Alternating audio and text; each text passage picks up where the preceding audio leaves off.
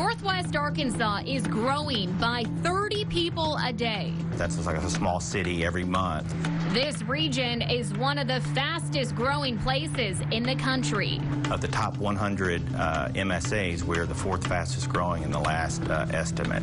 Nelson Peacock is the president and CEO of the Northwest Arkansas Council. One of the roles of the council is to do everything that we can to make sure that we accommodate that growth, continue to develop economically, with respect to quality of life, and infrastructure is a key part of that.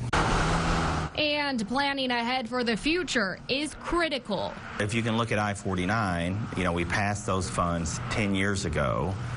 Those projects take a long time to plan, to build, and so you have to plan many years out to make sure you stay ahead of the curve. Our planners know and have a pretty good idea of what we need to build to accommodate that growth. We'll just have to have the funds to do it. Arkansas voters will be asked in the 2020 general election to pass a permanent extension of a current half-cent sales tax that generates money for infrastructure.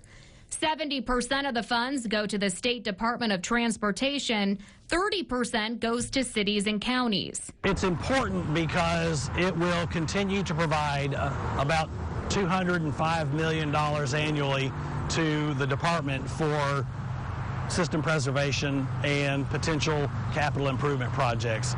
But also, it will continue to provide $43 million annually to cities and $43 million annually to counties. If voters approve the sales tax, the state will use its funds to pursue 4 major projects in Northwest Arkansas. Widening State Highway 112 from Fayetteville to Bentonville, completing the final 2 parts of the Springdale bypass, and building an XNA connector.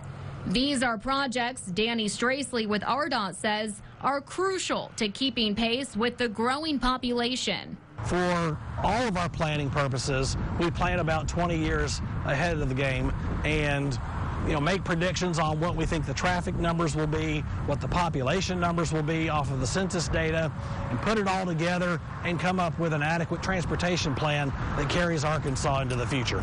It's not just the state planning ahead, cities and counties are too.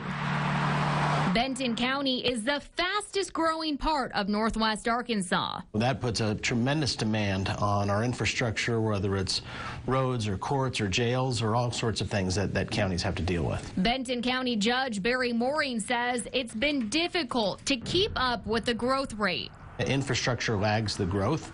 The people come in before the tax base catches up, and then once the tax base catches up, we continually play catch up. No matter what voters decide next November, maintaining our infrastructure will remain a top priority for all entities in the state. We know that if the growth continues, there will be more congestion, there will be more traffic.